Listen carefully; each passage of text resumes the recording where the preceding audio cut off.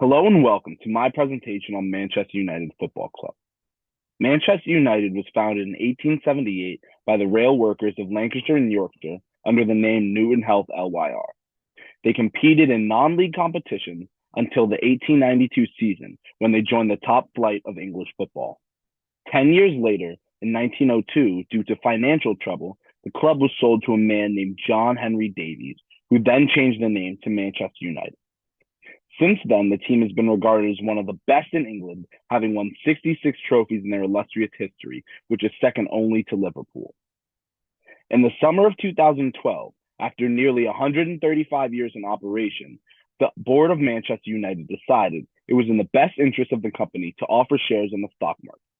Initially, the company had planned to list its shares on the Singapore stock market, but that fell apart in late 2011.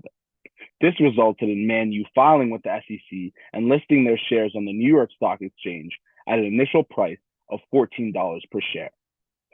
Since the initial public offering in 2012, Manchester United's revenue has increased by 82%. That growth has been relatively stable, barring 2015 and the COVID years when we saw anomalies. Profits, on the other hand, have been much more unstable, with the peak being in 2017 at £39 million. But overall, there's been no real trend to follow. Manchester United's revenue can be broken up into three different major categories, which are all in their own way tied to the team's performance on the field. The first of these are commercial revenues. Bundled in with the commercial revenues are revenues received from selling their merchandise, such as jerseys, training outfits, and other clothing items, which this year brought in £109 million in revenue. The next are sponsorship deals, such as jersey sponsors, drink sponsors, and stadium sponsors. Commercial revenue is the most lucrative of their revenue streams year over year, accounting for 44% of the company's revenue for 2022. This section is heavily tied to on-field performance, as better on-field results lead to higher jersey sales and more lucrative sponsorship deals.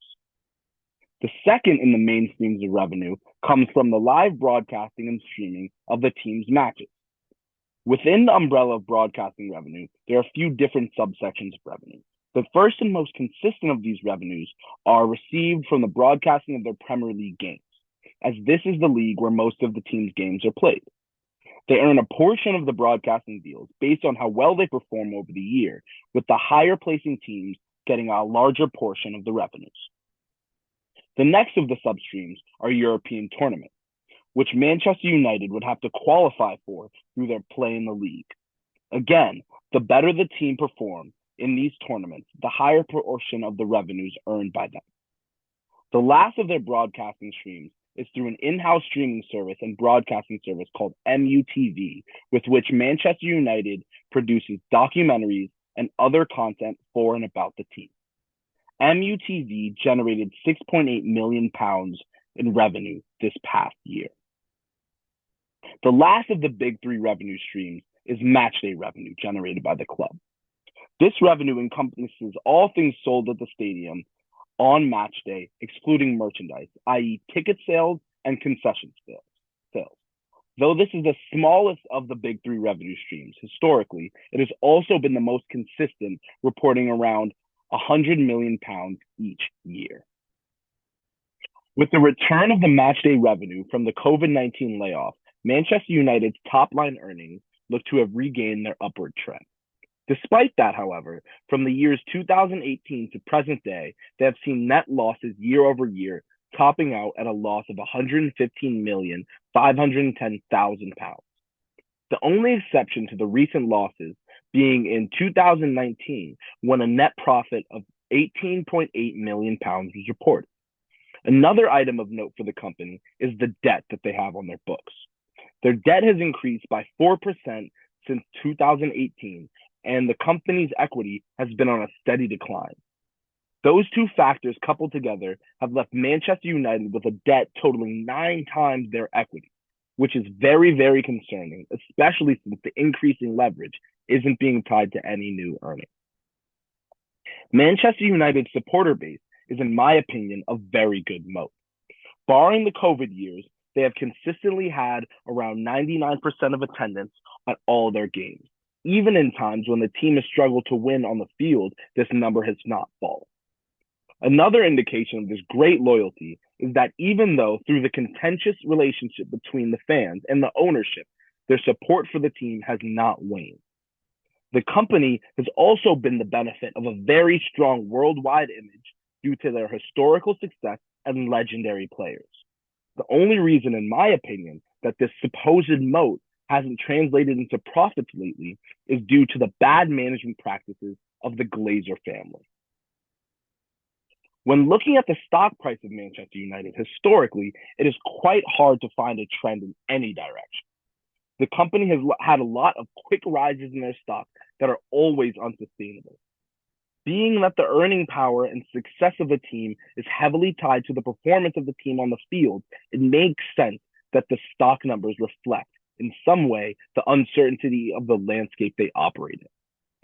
Over the past year, the stock has dropped from $14.68 in January to $10.51 by mid-July.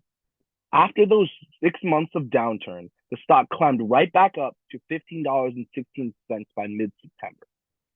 The price began falling again, down towards the region of $10 before news came out about a sale which skyrocketed the price to $22.56 per share we find it at now. Much like the spikes we have seen from Manchester United stock in the past, I think the growth is unsustainable and fueled by hype rather than real value in the company. Based on my calculations here, you can see that I feel Manchester United stock is grossly overvalued at present, and there are only losses to be had going forward. In 2005, the Glazer family purchased controlling shares in Manchester United in a very highly leveraged buyout that resulted in around £500 million in debt being added to the books when there was previously none. This purchasing method was not received well by the fan base and sprouted protests outside the stadium to the Glazers' ownership. Since then, the relationship between the owners and the fans has been very contentious, and the financial practices of the Glazers has not helped the situation at all. Year after year, more and more debt gets added to the balance sheet with no real plan to pay it off in place.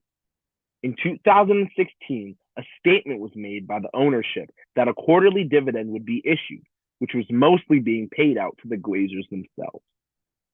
Even in the years when profits have been negative and during the COVID-19 pandemic, these dividends have been consistently paid out. In the Glazers' now 17 years as owners of Manchester United, they turned a once successful and lucrative club and company into one that hasn't seen a profit in 3 years. In the world of sports, they were once considered one of the best teams in the world, and now they are barely one of the top teams in their own country. The future for Manchester United looks rocky as troubles on the field have not yet stabilized, and it's not certain when this will happen. The men's team has a new coach this year and some good new players, but it is never certain whether or not this will turn into positive on-field results. Recently, the team has also decided to part ways with Cristiano Ronaldo, which will affect their public image, their merchandise sales, and possibly their performance on the field. Another point to consider is the mounting debt position. The Glazer family has been growing Manchester United's debt every year since they took control of the company, and there's no end in sight. The unjustifiable quarterly dividends that are still being issued also pose a threat to future profitability. Last year, after years of the fans calling for it, the Glazer family has said they are open to selling Manchester United. This seems like a good thing at first glance, but it leaves a lot up in the air in terms of how they will be run going forward. Also, there has been no time frame set on the deal, and it's not even certain if the sale will take place at all. My recommendation for this stock would be to sell now, sell now, sell now. If I owned any stock in Manchester United, I would dump it immediately. From the problems with ownership to the declining profits to the mounting debt, I don't see any upsides of owning stock in this company, apart from the consistent dividends, which aren't enough to sweeten the deal. The $22.56 per share that we see the stock out now is near an all-time high for the company, making this the perfect time to cash out. The price skyrocketed to this number over the span of one weekend in response to the rumors of sale and new ownership started to circulate. And I don't think it is a sustainable level. As I stated earlier in the presentation, the stock is heavily overvalued, and I don't think there is any room for growth in the price. Moreover, the uncertain future of the company makes the likelihood of returns even more questionable, making selling the stock the only logical option. Thank you for your time, and I look forward to hearing your questions.